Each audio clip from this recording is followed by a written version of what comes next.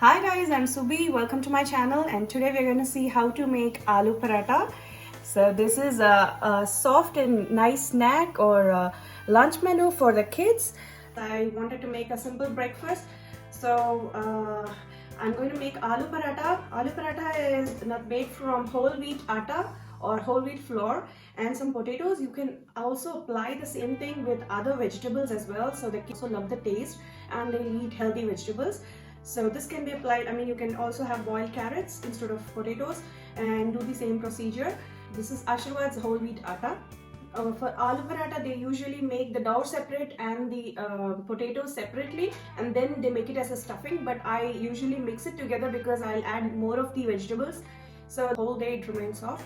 So ingredients are very simple: some boiled potatoes, salt, chili powder, then coriander powder, some asafoetida. Use it because this is actually very good in helping the digestive system, so go for it. And some garam masala or the spices, whichever you have, you can add it to this, and some ginger and chili. I'm using jalapenos because I didn't get the chili here, so try the chili for if you want more spicy. And I'll, as usual, add pepper because I like pepper.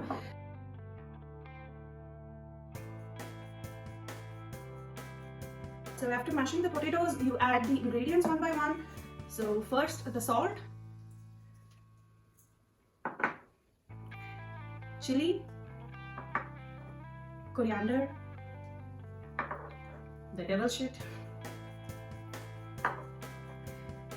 ginger and some chili, and some garam masala. This is really optional, but it really adds a lot of aroma to the aloo paratha. And then some finely chopped onions. Give it a dry mix. Finally, we are adding the whole wheat flour. I'm not making it as a separate dough, I'm making it together. So it actually is tastier. Do try this and let me know. You'll find the difference between stuffing and this one.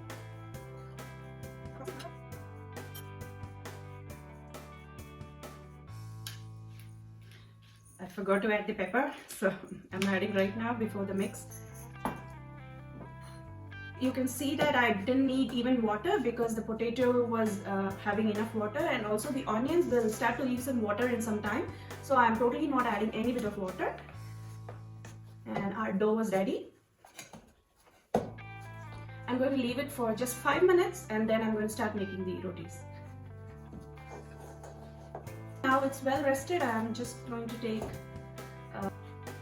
one ball, and I'm not going to roll it, but instead I'm going to make it into a shape on a foil. I'm going to use a little bit of ghee and just press into shape.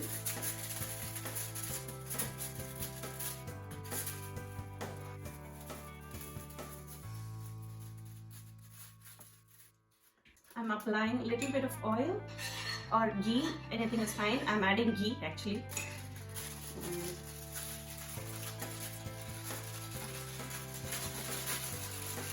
Without breaking.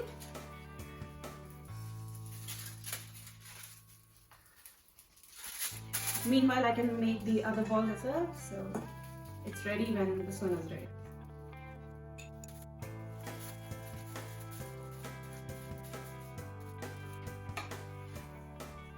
It's now ready. So subscribe for more interesting recipes and leave in your comments for any improvements. Thank you.